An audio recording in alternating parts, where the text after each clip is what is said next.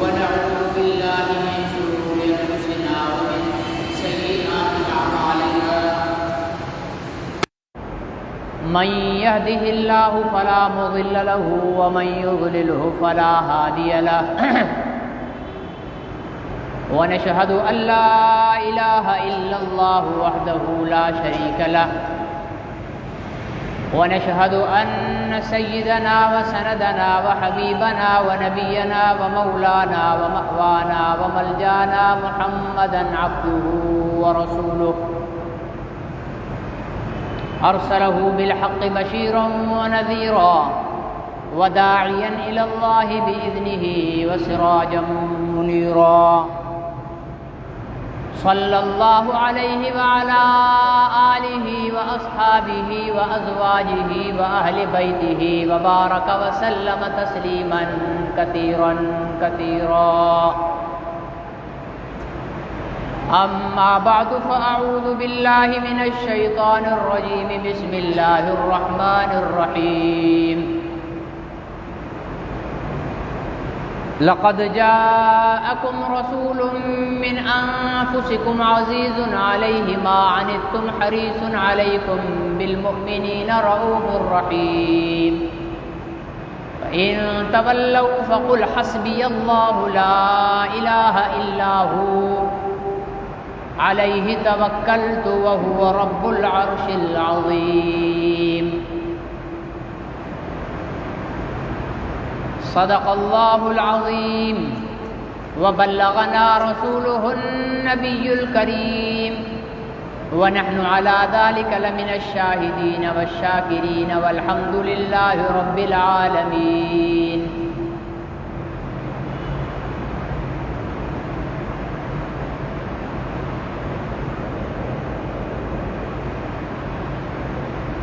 محترم بزرگوں اور بھائیوں، ربیع الاول کی پہلی تاریخ ہے، 1443 ہجری کا ربیع الاول شروع ہوا ہے۔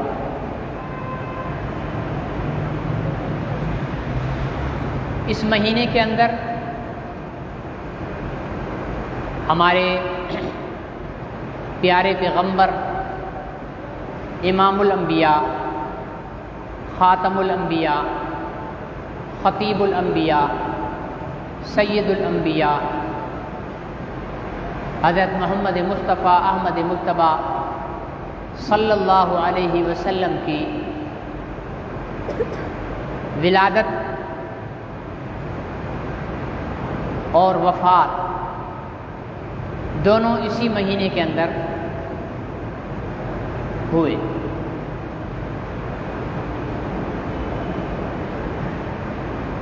اس لیے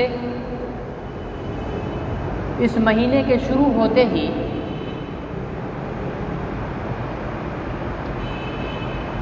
مسلمان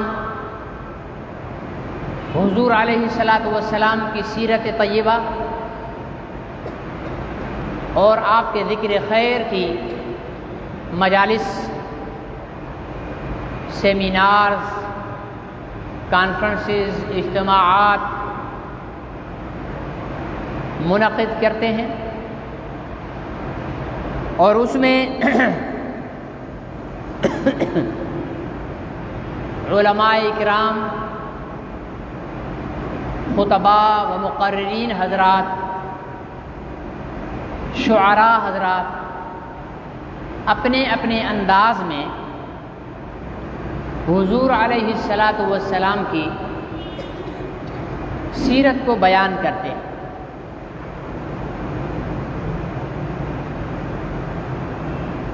لیکن یہ بات ذہن نشین رہے کہ حضور علیہ الصلاۃ والسلام کی سیرت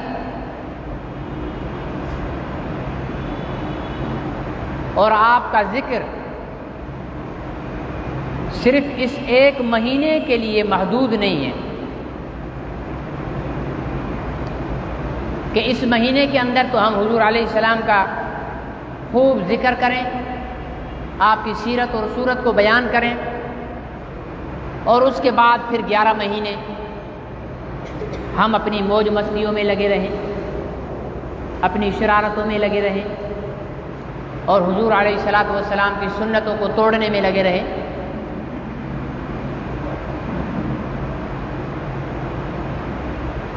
حضور علیہ الصلوۃ والسلام کا حقیقی معنی میں عشق اور آپ کی محبت کا تقاضا صرف یہ نہیں کہ ہم حضور علیہ الصلوۃ والسلام کی ولادت باسعادت کی مناسبت سے تقریبات رکھیں، جلسے رکھیں، جلوس رکھیں، کانفرنسیں رکھیں، اور مقررین حضرات اس میں پوری رات تقاریر کریں اور حضور علیہ السلام کی سیرت کو بیان کریں، اور عمل بالکل بھی نہ ہو۔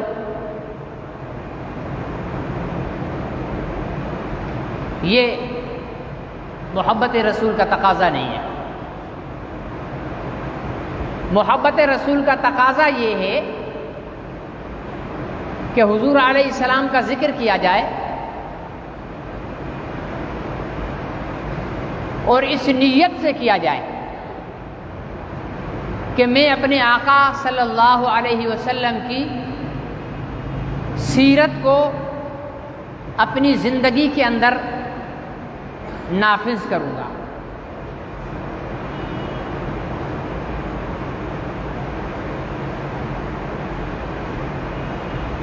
جبکہ عملاً ہم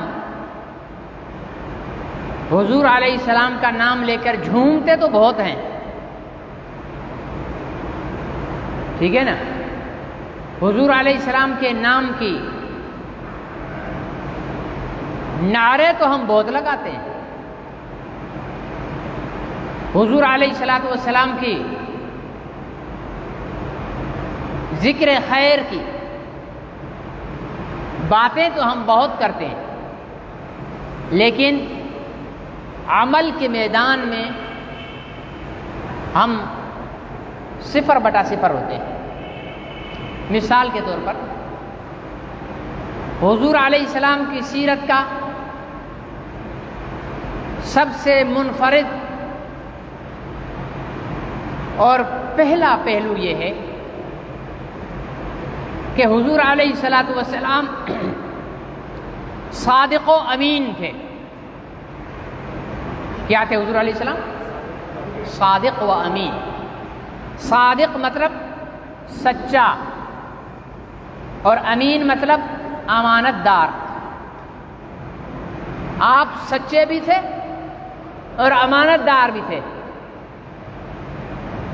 باقی سب چیزوں کو چھوڑیں، ہم اپنی زندگیوں کا احتساب کریں، ہم اپنی زندگیوں کا جائزہ لیں، ہم کتنے سچے ہیں اور ہم کتنے امانت دار ہیں۔ ہماری حالت تو یہ ہوتی ہے کہ مجھے امانت کے فضائل تب یاد آتے ہیں جب میں کسی کے پاس امانت رکھواؤں، لیکن اگر میرے پاس کوئی امانت رکھوائے تب مجھے امانت کے فضائل یاد نہیں آتے، تب میں اس امانت کے پیسے کو ہڑپنے کی طریقے سوچتا ہوں، اس کو اڑانے کے طریقے سوچتا ہوں، اور اس پیسے کو اڑا کر کئی قسم کے جھوٹے بہانے سوچتا ہوں کہ اب جس نے امانت رکھوائی ہے اس کو کیا جھوٹ بولوں۔ ہم جھوٹ بولنے کے اندر ماشاءاللہ بہت ماہر ہیں، بہت ماہر ہیں۔ ہم سے جھوٹ بلوا لو، سبزی بیچنے والا سبزی بیچنے کے لیے جھوٹ بولتا ہے، فروٹ بیچنے والا فروٹ بیچنے کے لیے جھوٹ بولتا ہے، دکاندار اپنے دکان پر کاروبار کے لیے جھوٹ بولتا ہے، مزدور مزدوری کرتے ہوئے جھوٹ بولتا ہے، کارخانے دار کارخانہ چلانے میں جھوٹ بولتا ہے۔ یہ ساری چیزیں حضور علیہ الصلوۃ والسلام کے عمل سے متصادم ہیں۔ ہم 100 دفعہ حضور علیہ السلام کی میلاد منا لیں، ہم 100 مرتبہ حضور علیہ الصلوۃ والسلام کے نام پر جلسے اور جلوس نکال لیں، جب تک حضور علیہ السلام کی سیرت نہیں اپنائیں گے تب تک ہم عاشق رسول نہیں کہلائیں گے۔ محبت رسول کرنے والے ہم تب تک ہمارا محبت رسول کا دعویٰ سچا نہیں ہے۔ میرے عزیز دوستو، رکھتے کچھ تو میرے عزیز دوست اور محترم بزرگوں، حضور علیہ الصلوۃ والسلام کی سیرت اپنانے کی ضرورت ہے۔ سیرت بیان کرنے میں ماشاءاللہ ہم نے اتنی سیرت بیان صحابہ نے بھی نہیں کی ہوگی جتنی ہم لوگوں نے کر لی ہے، لیکن سیرت کو اپنایا نہیں ہے۔ صحابہ کرام نے اپنے زبان سے حضور علیہ السلام کی سیرت کو کم بیان کیا ہے، اپنے عمل سے حضور علیہ السلام کی سیرت کو زیادہ بیان کیا ہے۔ ایک مثال دیتا ہوں۔ آج دکاندار ہے، ہمارے ہاں تجارت کے اندر یہ کاروبار کا ایک ٹریڈ بنا ہوا ہے کہ جو چیز بیچ دی اب اس کو واپس کریں گے؟ نہیں کریں گے، کچھ بھی ہو جائے، بلکہ ہم لکھ دیتے ہیں کہ خریدی ہوئی چیز واپس اور تبدیل نہیں ہے۔ اب میں ایک واقعہ بتاتا ہوں کہ صحابہ اپنے عمل سے کیسے حضور علیہ السلام کی سیرت کو نافذ کرتے تھے اپنی زندگی میں۔ ایک صحابی نے ایک دکان کھولی مدینہ منورہ کے بازار میں، 6 مہینے تک اس نے دکان چلائی اور دکان خوب چلی۔ جیسے کہتے ہیں نا کہ جمع ہوا کاروبار، ٹھیک ہے نا۔ ایک دن اچانک اس صحابی نے دکان بند کر دی۔ اگلے دن جب کسٹمر اور گاہک آئے تو دیکھا کہ دکان بند ہے۔ اس کے پاس گئے پوچھنے کے لیے کہ حضرت آپ نے دکان نہیں کھولی؟ فرمائے کہ میں نے دکان بند کر دی۔ کیا کر دیا؟ دکان بند کر دی۔ حضرت اتنی جمی ہوئی دکان، اتنا اچھا چلتا کاروبار، بند کر دیا؟ تو فرمانے لگے کہ میں نے دکان کاروبار کرنے کے لیے نہیں کھولی تھی۔ دکان کاروبار کرنے کے لیے، پیسہ کمانے کے لیے نہیں، میں نے دکان جنت پانے کے لیے کھولی تھی۔ اس سے ایک بات معلوم ہوئی کہ اگر مسلمان چاہے تو جنت دکان سے بھی حاصل، صرف مسجد سے جنت نہیں ملتی، صرف نماز سے جنت نہیں ملتی۔ اگر مسلمان چاہے تو کاروبار سے، تجارت سے، دکانداری سے، محنت مزدوری کر کے بھی جنت کما سکتا ہے۔ ہم نے تو یہ سمجھ لیا نا کہ جنت کے لیے صرف نماز پڑھنا، روزہ رکھنا، حج کرنا، صدقہ خیرات کرنا، قرآن کی تلاوت کرنا، اس سے جنت ملے گی۔ ایمانداری سے کاروبار کرنے سے بھی جنت ملتی ہے۔ بلکہ حضور علیہ السلام نے یہاں تک ارشاد فرمایا کہ جو سچے تاجر ہوں گے، جو کیا ہوں گے؟ آج کل تو ہماری تجارت چلتی ہی جھوٹ پہ ہے یا نہیں؟ ایمانداری سے بتاؤ، جتنی یہ لیڈیز کی کریمیں اشتہاروں میں آتی ہیں، ایسی گوری ہوتی ہوئی کبھی آپ نے لیڈیز دیکھی بھی ہے؟ تو یہ اشتہار جھوٹا ہوا یا نہیں ہوا؟ اور جھوٹ بول کر چیز خریدنا بیچنا وہ حرام ہے یا نہیں؟ اور حرام سے جو پیسہ آئے وہ حرام ہے یا نہیں؟ ہمارے ملک کی جتنی نامور کمپنیاں ہیں وہ سب ٹیلی ویژن پر جھوٹے اشتہارات دیتی ہیں، ایسا ہے یا نہیں ہے؟ ایک کمپنی بتاؤ کہ مولوی صاحب اس نے یہ اشتہار دیا ہے اور جو یہ اشتہار میں دکھا رہے ہیں وہی چیز یہاں پر موجود ہے، ایک اشتہار دکھا دو مجھے۔ جو وہاں دکھایا جاتا ہے اس کا 10% حقیقت میں ہوتا ہے، 90% جھوٹ ہوتا ہے۔ تو جھوٹ پر تجارت، اس کمپنی کا تو کوئی مالک بھی سچا تاجر نہیں کہلائے گا۔ اور حضور علیہ السلام نے فرمایا کہ جو سچے تاجر ہوں گے، سچا تاجر کیا ہے؟ سچا تاجر یہ ہے کہ چیز کو اس کے عیب اور اس کی کمزوری اور اس کی کوتاہی بتا کر پھر بیچے، ٹھیک ہے نا؟ کپڑا اپنا جلاہوں کی کھڈی کا بنا ہوا ہے اور ہم اس کو جاپانی اور پتہ نہیں کون کون سے ملکوں کے نام لے کر بیچ رہے، جھوٹ ہے، ٹھیک ہے نا؟ گل احمد مشہور ہے، اب ہم کسی کپڑے کو گل احمد کا کپڑا کہہ کر بیچ رہے، دھوکہ۔ بنائی ہوئی ہیں وہ جو گدھے گھوڑے مر جاتے ہیں ان کی ہڈیوں سے جو تیل نکلتا ہے، اس تیل میں بنائی ہوئی مٹھائیاں ہیں، اور کہتے کیا ہیں؟ دیسی گھی کی بنی ہوئی مٹھائیاں۔ سڑی ہوئی سبزیاں ہیں، سڑا ہوا فروٹ ہے، ٹھیک ہے نا جی؟ اللہ معاف فرمائے، یہ جو چھوٹے ٹھیلے ڈالنے والے تھے، اگر یہ ایمانداری سے سامان بیچے نا تو یہ بیچارے سب سے پہلے تو جنت میں یہ جائیں گے، لیکن افسوس یہ ہے کہ یہ بھی بےایمانی کرتے ہیں۔ وہ ترازو میں نیچے مقناطیس چکمک لگا دیتے ہیں، آدھا پاؤ کا چکمک لگا دیا، ٹھیک ہے نا؟ اب 1 کلو میں آدھا پاؤ کم ہو رہا ہے، ہاں جی، 1 کلو میں آدھا پاؤ کم ہو رہا ہے، تو 4 کلو میں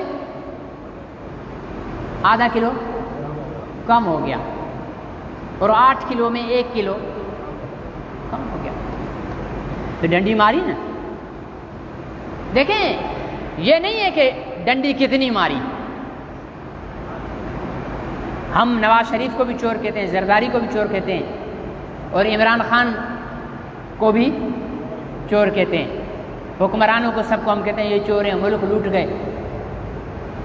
لیکن آپ اور ہم اپنے گریبان میں جھانک کر دیکھیں گے، کیا ہم اگر اس کرسی پر بیٹھیں گے تو ہم ملک کو لوٹیں گے یا ترقی کرائیں گے؟ ہم سب سے بڑے چور ہوں گے، ان سے بڑے چور ہوں گے ہم۔ آج اگر یہ سبزی والا آدھا پاؤ کی چوری کر رہا ہے، وہ اس لیے کر رہا ہے کہ اس کو اختیار ہی آدھا پاؤ کی چوری کا ہے۔ اگر اس آدھا پاؤ کے چور کو آپ صدر وزیر اعظم بنا دو گے تو یہ اربوں خربوں ایسی چوری کرے گا کہ سابقہ تمام حکمرانوں کے ریکارڈ توڑ دے گا۔ چور تو چور ہے نا، 1 روپے کی چوری کرے یا 1 کروڑ کی چوری کرے، ٹھیک ہے نا؟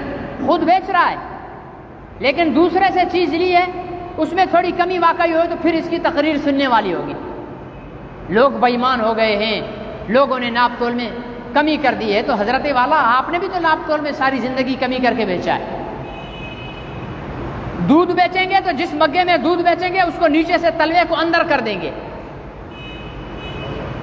ٹھیک ہے نا؟ اس کو اندر کر دیں گے، اوپر اٹھا دیں گے۔ 1 کلو والے مگے میں آدھا پاؤ کم دودھ ملے گا۔ پیٹرول پمپ والے اللہ معاف کرے، ان کی تو چوری کے انداز ہی نرالے ہیں، ٹھیک ہے نا؟ بعض دفعہ تو اتنی بےایمانی کر لیتے ہیں کہ وہ ایک ٹریکٹر والا بتا رہا تھا کہ جی میں پیٹرول بھروایا میں نے 2000 روپے کا، تو میں نے اسٹارٹ کیا تو پیٹرول اپنا اسٹارٹ نہیں ہو رہا۔ ارے بھائی کیوں نہیں ہو رہا؟ پیٹرول تو میرا ختم ہو گیا تھا، ابھی تو میں نے ڈلوایا، جب کھول کر دیکھا تو اس میں ذرا بھی تیل نہیں ہے۔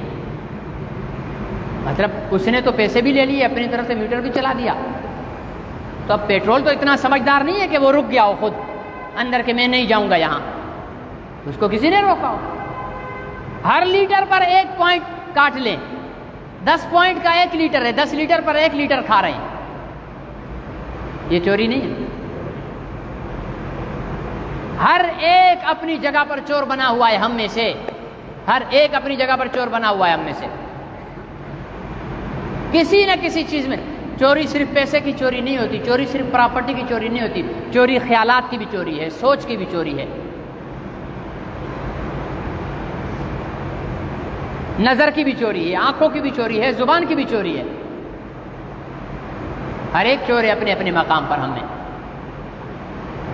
اور نعرہ کیا ہے؟ ہم رسول پاک کے عاشق ہیں، ہم رسول پاک کے غلام ہیں، ہماری جانیں بھی فدا ہیں سرکار دو عالم پر۔ اور ابھی ربیع الاول کا مہینہ ہے، آپ پورے پاکستان کی گلی محلوں کو دیکھو، ماشاءاللہ ایسے سجے ہوئے ہوں گے کہ جیسے پاکستانیوں سے بڑھ کر تو کوئی دنیا میں عاشق رسول پیدا ہی نہیں ہوا، اتنے عاشق ہیں ہم سجاوٹ میں، گلیاں سجانے میں، جھنڈیاں لہرانے میں۔ یہ میں کسی مسلک پر طنز نہیں کر رہا، یہ من حیث المجموع ایک امت کا ذکر کر رہا ہوں کہ ہم امت کہاں پر کھڑے ہیں بحیثیت امت کے۔ یہ کام ہم سے کروا لو، باقی عمل ہم نے نہیں کرنا۔ نبی کے ہم غلام ہیں لیکن سچ نبی والا نہیں بولیں گے، نبی کے ہم غلام ہیں لیکن امانت نبی والی ہمارے اندر نہیں ہوگی، نبی کے ہم غلام ہیں لیکن حلال کمانا نبی والا ہمارے اندر نہیں ہوگا، نبی کے ہم غلام ہیں لیکن رشتہ داروں کے ساتھ صلہ رحمی ہم نہیں کریں گے، نبی کے ہم غلام ہیں لیکن غرباء اور مساکین پر خرچ نہیں کریں گے، نبی کے ہم غلام ہیں لیکن نماز کے لیے وقت ہمارے پاس بالکل بھی نہیں ہوگا، ہیں ہم نبی کے غلام لیکن روزہ ہمیں نہیں رکھنا ہے، کیونکہ ہم میں سے ہر ایک کو شوگر بھی ہے اور ہر ایک جو ہے وہ ہارٹ پیشنٹ بھی ہے، ٹھیک ہے نا، روزے کے لیے ہے ویسے نہیں ہے، ٹھیک ہے نا۔ ہیں ہم نبی کے غلام، میلوں ملاقڑوں پر ہزاروں لاکھوں خرچ کر دیں گے لیکن مجال ہے کہ فریضہ حج ادا کر دیں۔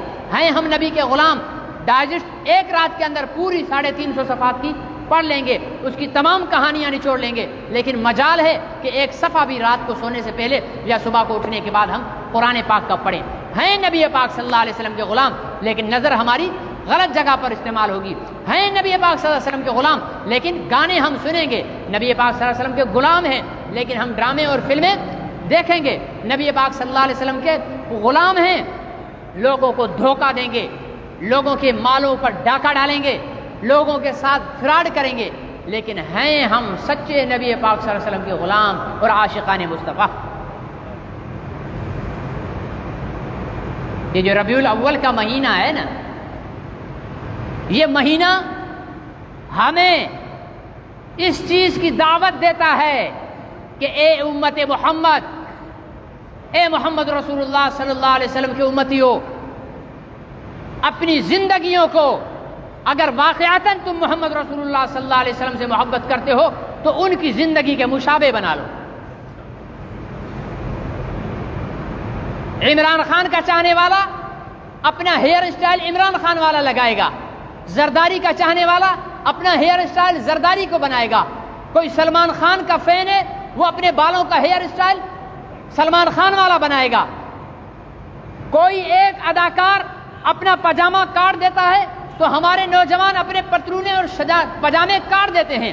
ہم کیسے محمد رسول اللہ صلی اللہ علیہ وسلم کے چاہنے والے ہیں کہ ہماری زندگی میں ایک بھی نبی پاک صلی اللہ علیہ وسلم کا عمل نہیں نظر آتا ہے، ہماری چہروں پر ایک بھی نبی پاک صلی اللہ علیہ وسلم کی سنت نظر نہیں آتی ہے، ہماری تجارت میں حضور علیہ الصلوۃ والسلام کا پہلو نظر نہیں آتا ہے، ہماری سیاست میں حضور علیہ الصلوۃ والسلام کی جو ہے وہ سیاست نظر نہیں آتی ہے، ہمارے رشتہ داروں کے ساتھ تعلقات میں حضور علیہ الصلوۃ والسلام والا تعلق نظر نہیں آتا ہے، لیکن ہیں ہم محمد رسول اللہ صلی اللہ علیہ وسلم کے غلام۔ یہ کیسی غلامی ہے؟ یہ کیسا تعلق ہے؟ دوست کی محبت میں 4 گھنٹے بیٹھے ہوئے ہوٹل پر، ہمارے کو وقت کی تنگی محسوس نہیں ہو رہی ہے، نماز کے لیے 10 منٹ نکالنے میں ہمارے کو اپنی مصروفیت یاد آ جاتی ہے۔ دنیا جہان پیسہ کمانے کے لیے گرین کارڈ مل جائے 5 سال کے لیے گھر سے جانے کے لیے تیار ہیں، لیکن تبلیغی جماعت والا کوئی کہہ دے کہ بھائی 3 دن کے لیے اللہ کے راستے میں نکلو، اجی بیوی کی بھی تو حق ہوتا ہے، ماں باپ کا بھی تو حق ہوتا ہے، بچوں کا بھی تو حق ہوتا ہے۔ تو میرے بھائی وہ جو 5 سال گرین کارڈ لے کر امریکہ میں بیٹھا ہوا ہے، اس کی بیوی مر گئی ہے، اس کے ماں باپ مر گئے ہیں، اس کے بچے مر گئے ہیں، ان کا کوئی حق نہیں ہے۔ یہ میں آپ کو بتا رہا ہوں ہماری دین کے ساتھ تعلق کی بات۔ ربیع الاول کا مہینہ منانے میں ہم شیر ہیں، ہم سے زیادہ پوری دنیا میں کوئی اپنی گلیوں کو نہیں سجاتا ہوگا، ہم سے زیادہ پوری دنیا میں کوئی نعت خوانی نہیں کرتا ہوگا، ہم سے زیادہ کوئی مولوی نہیں بولتے ہوں گے پوری دنیا میں جتنا حضور علیہ الصلوۃ والسلام کی ذات پر، سیرت طیبہ پر ہم بولتے ہیں۔ اب بولنے کی ضرورت نہیں ہے، اب کرنے کی ضرورت ہے۔ جو حضور نے کیا ہے وہ کرنے کی ضرورت ہے، اور جو حضور اکرم صلی اللہ علیہ وسلم نے نہیں کیا ہے وہ نہ کرنے کی ضرورت ہے۔ بول بہت لیا ہے، ہم 74 سالوں سے پاکستان بننے سے لے کر بول ہی تو رہے ہیں ہم حضور کے لیے۔ ہمارے حضور اتنے سچے، میاں تو کتنا سچا ہے، ہمارے حضور اتنے امانت دار، بھائی تو کتنا امانت دار ہے۔ ہمارے نبی نے اتنے لمبے لمبے سجدے کیے کہ بی بی عائشہ اٹھ اٹھ کر ان کے پیر کو چھوتی تھی کہ کہیں آپ وفات تو نہیں کر گئے۔ جس نبی کے سجدے کا تو ذکر کر رہا ہے تو 3 سیکنڈ کا سجدہ بھی کرتا ہے۔ ہمارے تو بے نمازی کے تو کہنے ہی کیا، ہمارے تو نمازی کا حال یہ ہے کہ صف بنائے گا تو کنارے سے بنائے گا تاکہ مولوی صاحب سلام پھیرے تو بھاگنے میں جلدی ہو۔ ہماری تو نمازوں کا یہ حال، نمازیوں کا یہ حال ہے، ہمارے نیک لوگوں کا یہ حال ہے، ہمارے دینداروں کا یہ حال ہے۔ بے دینوں کا نمبر تو بعد میں آئے گا نا۔ ہماری صفیں نبی پاک صلی اللہ علیہ وسلم کے طریقے کے مطابق نہیں ہے، ہماری نمازیں نبی پاک صلی اللہ علیہ وسلم کے طریقے میں کیوں نہیں ہے نمازیں؟ اللہ نے تو قرآن میں فرمایا ان الصلاۃ تنہی عن الفحشاء والمنکر، نماز بے حیائی اور برائی سے روکنے والی چیز ہے۔ میری نماز مجھے برائی سے کیوں نہیں روک رہی؟ میں نماز بھی پڑھ رہا ہوں، شراب بھی پی رہا ہوں، میں نماز بھی پڑھ رہا ہوں، زنا بھی کر رہا ہوں، میں نماز بھی پڑھ رہا ہوں اور دھوکے کے ساتھ تجارت بھی کر رہا ہوں، میرے چہرے پر نبی کی سنت بھی ہے اور جھوٹ بھی بولے جا رہا ہوں اور پکا نمازی بھی ہوں۔ میری نماز کو کیا ہو گیا ہے؟ میری نماز کیوں مجھے زنا سے نہیں روک رہی؟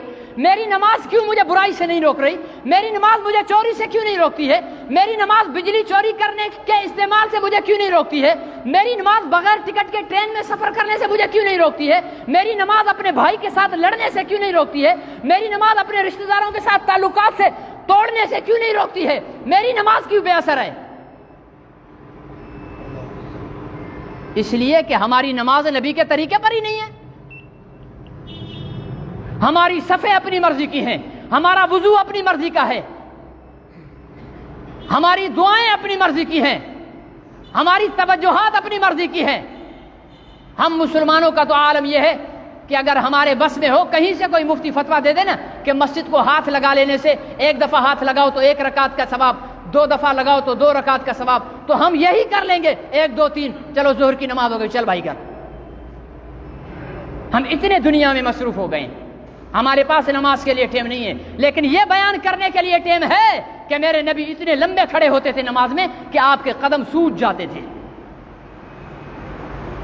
یہ بیان ہوگا تو ہماری گردنیں بھی ہل جائیں گی اور ہم جھوم جھوم جائیں گے اور بڑی جو ہے اس کے ساتھ سبحان اللہ کی صدائیں بھی بلند کریں گے، لیکن وہ سجدے ہم اپنی زندگی میں نہیں لائیں گے۔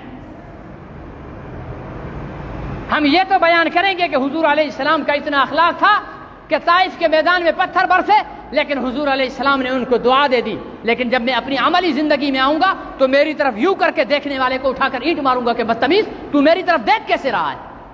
اب اخلاق نبوی کہاں چلا گیا؟ بھائی بھائی پر مقدمہ کیے ہوئے ہیں، کتنے پر؟ 10 فٹ زمین پر مقدمہ کیا ہوا ہے کہ جی ہمیں وراثت میں ابا جی کی ملکیت سے، اور یہ فرضی بات نہیں کر رہا ہوں، حقیقت ہے، آنکھوں دیکھی باتیں کر رہا ہوں۔ بھائی بھائی کے ساتھ 5 فٹ 10 فٹ کی زمین پر جھگڑا ہے اور عدالت میں مقدمہ چل رہا ہے، 25 سال ہو گئے، ایک مدعی ہے ایک جوابدار ہے، عدالت میں جا رہے ہیں دونوں۔ یہ ہے نبی پاک صلی اللہ علیہ وسلم کی تعلیم، جس رحمت للعالمین نے فرمایا کہ سل من قطعک، جو تیرے ساتھ صلہ رحمی میں رشتہ داری میں تیرے ساتھ رشتے کو توڑے تو اس کے ساتھ رشتے کو جوڑ۔ رحمت للعالمین کی تعلیمات تو یہ ہیں، لیکن ہم اس پر عمل کرنے کے لیے تیار ہیں؟ نہیں ہے، باقی نعرے ہم سے لگوا لو، غلامی رسول میں موت بھی قبول ہے، جو ہونے عشق مصطفیٰ تو زندگی فضول ہے، غلام ہیں رسول کے غلام ہیں۔ ارے یہ کون سے غلام ہیں جو اپنے آقا کی ایک بات تک ماننے کو تیار نہیں ہیں؟ یہ کیسے غلام ہیں جن کا آقا سچا غلام جھوٹے؟ یہ کیسے غلام ہیں جن کا آقا نمازی غلام بے نمازی؟ یہ کیسے غلام ہیں جن کا آقا امانت دار اور غلام خائن؟ یہ کیسے غلام ہیں جن کے آقا قرآن کے قاری اور غلاموں کو قرآن کو ہاتھ لگاتے ہوئے موت پڑ جائے؟ یہ کیسے غلام ہیں جن کے آقا کا اخلاق اعلیٰ اور یہ غلام اس کے بد اخلاقی کے اندر اعلیٰ؟ کیسے مان لیں کہ ہم غلام ہیں نبی پاک صلی اللہ علیہ وسلم کے؟ کیسے تسلیم کر لیا جائے کہ ہم رسول پاک صلی اللہ علیہ وسلم کے عاشق ہیں؟ کہہ دینے سے تو کوئی عاشق نہیں بنتا۔ ایک بات تو آپ نے سن رکھی ہے نا کہ عشق اور مشک بولیں سب کو پتہ نہیں ہے جیسے، ہے نا؟ میں نہیں بول رہا کہ آپ سب لڑکیوں کے عاشق بیٹھے ہوئے ہو، لیکن نبی کے تو عاشق ہو۔ تو جو نبی کے عاشق ہیں وہ بولے عشق اور مشک چھپائے نہیں چھپتا۔ تیری لڑکی کا عشق تو چھپ نہیں رہا، وہ پھوٹ پھوٹ کر باہر آ رہا ہے۔ تیرے یار سے محبت تو پھوٹ پھوٹ کر باہر آ رہی ہے۔ ارے تو کیسا عاشق رسول ہے کہ تیرے 6 فٹ کے جسم پر عشق نبوت کی ایک علامت نہیں پائی جا رہی ہے؟ عشق رسول دیکھنا ہے؟ آئیے عبداللہ بن مسعود رضی اللہ تعالیٰ عنہ کو دیکھو، عبادت نہیں عادت میں بھی پیروی کی۔ سفر میں گئے، ایک جگہ اپنے غلام سے کہا یہاں ٹھہرو، وہاں جا کر بیٹھے، جیسے پیشاب کرنے کے لیے بیٹھتے ہیں، بیٹھ کر واپس اٹھے۔ غلام نے کہا حضرت آپ نے پیشاب تو کیا نہیں، ویسے کیوں بیٹھ گئے؟ فرمایا میرے محبوب ایک دفعہ میرے ساتھ سفر کر رہے تھے اور اسی جگہ پر پیشاب کرنے کے لیے بیٹھے تھے، یہاں سے جب میں گزرا تو میرے دل میں خیال آیا کہ یہاں میرے محبوب بیٹھے تھے اس لیے میں بھی بیٹھوں، حالانکہ وہ عبادت نہیں تھی، وہ عادت کا تقاضا تھا۔ عشق رسول دیکھنا ہے؟ اسی حضرت عبداللہ بن مسعود کو دیکھو، جس منبر پر نبی پاک صلی اللہ علیہ وسلم بیٹھ کر خطبہ دیتے تھے نا، اس کو جھاڑو اپنی پگڑی سے نہیں، اپنے جبے سے نہیں، اپنے رومال سے نہیں، اپنی داڑھی سے یوں جھاڑو دیتے تھے اس کو۔ نبی پاک کے منبر کو جھاڑو کس سے دیتے تھے؟ اپنی داڑھی سے دیتے تھے۔ یہ ہوتا ہے عشق۔ ہم نے تو کیا کیا ہے؟ عشق رسول دیکھنا ہے تو ابو بکر صدیق سے پوچھو کہ کس طرح عشق میں سب قربان کر کے اپنا لباس بھی بیٹھ کر 2 چادریں پہن کر حضور علیہ السلام کی دربار میں آتے ہیں۔ عشق رسول دیکھنا ہے تو حضرت عمار سے پوچھو، عشق رسول دیکھنا ہے تو خباب سے پوچھو، عشق رسول دیکھنا ہے تو بلال سے پوچھو، عشق رسول دیکھنا ہے تو حمزہ کے کٹے ہوئے جسم کے ٹکڑوں سے پوچھو، عشق رسول دیکھنا ہے تو صحابہ اکرام کی زندگیوں سے پوچھو، چلو وہ تو صدیوں پہلے کے تھے۔ عشق رسول دیکھنا ہے تو علم الدین سے پوچھو، عشق رسول دیکھنا ہے غازی عبد القیوم سے پوچھو، عشق رسول دیکھنا ہے غازی عامر چیمہ سے پوچھو۔ اگر یہ بھی دور کے ہیں تو آؤ میں کل کی بات کرتا ہوں، عشق رسول دیکھنا ہے تو ممتاز قادری سے پوچھو۔ ہم نے کون سا عشق کیا ہے؟ داڑھی رکھ لی عاشق بن گئے، کاروبار میں ڈنڈی مار رہے ہیں، ملنے والوں سے جھوٹ بول رہے ہیں، نماز پڑھ لی عاشق بن گئے، باقی ساری زندگی جھوٹ بول رہے ہیں۔ میرے عزیز دوستوں اور محترم بزرگوں، ناراض مت ہوئیے گا کیونکہ میں بھی آپ کا حصہ ہوں۔ میں ایسے نہیں بول رہا ہوں کہ معاذ اللہ آپ لوگ ایسے، آپ سے پہلے میں خود ہماری مجموعی صورتحال بتا رہا ہوں۔ اس لیے یہ ربیع الاول کا مہینہ ہر سال آتا ہے اور ہم ہر سال جدید اندازوں سے محبت رسول کا اظہار کرتے ہیں، اور ماشاءاللہ آپ تو ڈانس کر کے بھی کرتے ہیں، میوزک بجا کر کرتے ہیں۔ ہم دیکھا؟ کسی نے تو دیکھا ہوگا میوزک۔ حضور علیہ السلام نے یوں انگلیاں اندر ڈال دی تھی، گانے بجانے کی آواز سن کر یوں انگلیاں ڈال دی تھی۔ جب بتایا گیا کہ یا رسول اللہ اب آواز نہیں آ رہی ہے، تب آپ نے انگلیاں، اور ہم عشق رسول کا دعویٰ کر کے میوزک پر دھمال ڈال کے عشق رسول کا اظہار کرتے ہیں۔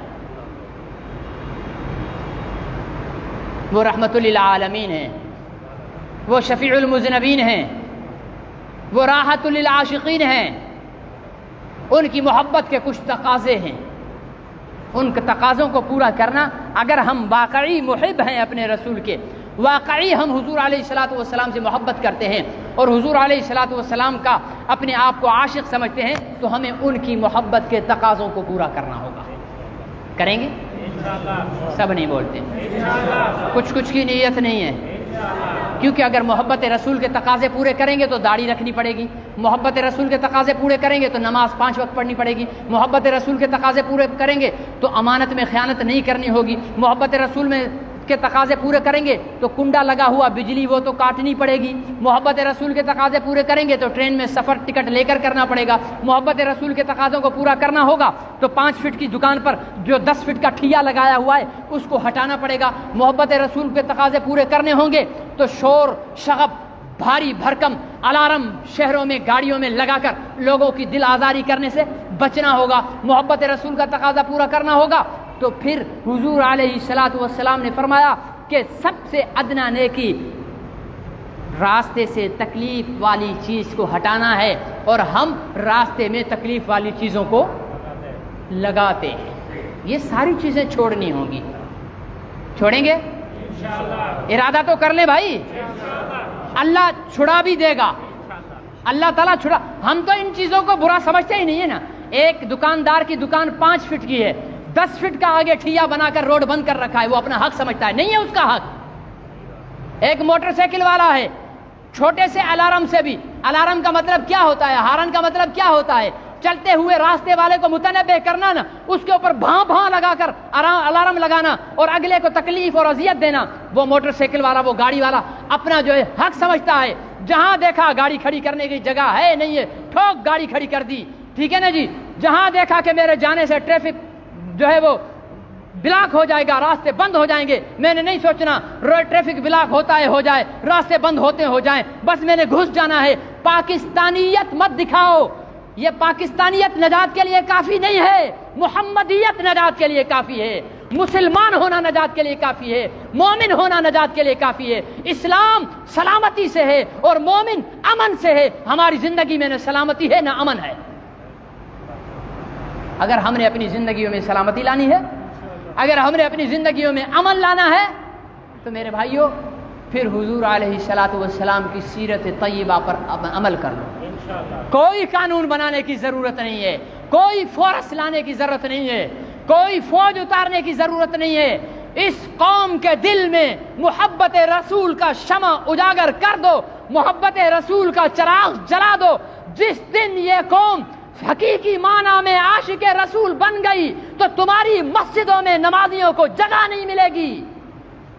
جس دن یہ قوم صحیح معنی میں عاشق رسول بن گئی اس دن تمہاری دکانیں تمہاری مغفرت کا ذریعہ بن جائیں گی۔ جس دن یہ قوم صحیح معنی میں عاشق رسول بن گئی اس دن کسی بوڑھے کی، کسی چھوٹے، کسی مسلمان کی بچی اپنے بوائے فرینڈ کے ساتھ بھاگ کر کورٹ میں کھڑی نہیں ہوگی۔ جس دن یہ قوم عاشق رسول بن گئی اس کا تاجر جھوٹ نہیں بولے گا۔ جب یہ قوم عاشق رسول بن گئی تو اس قوم کے کسی فرد کی زبان پر گالی نہیں ہوگی۔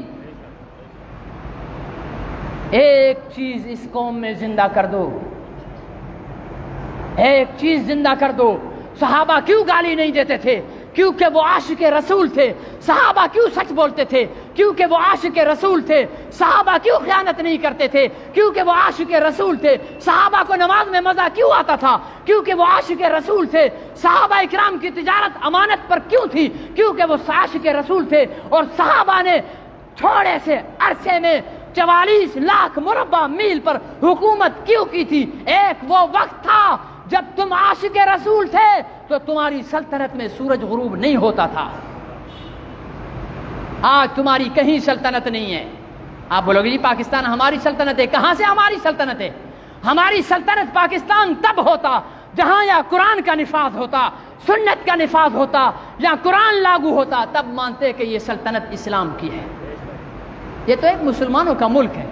اس لیے بھائیوں ربیع الاول کی پہلی تاریخ ہے، اس ربیع الاول کے مہینے کی مناسبت سے ہم یہ عزم کر لیں کہ ہماری آج کے بعد والی زندگی حضور علیہ الصلاۃ والسلام کی مرضی والی زندگی ہوگی.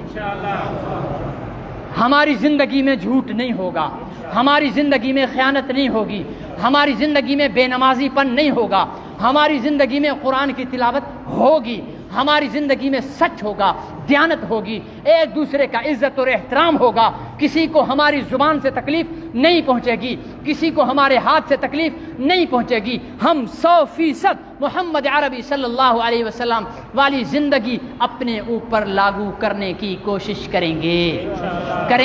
اللہ مجھے اور آپ کو عمل کی توفیق نصیب.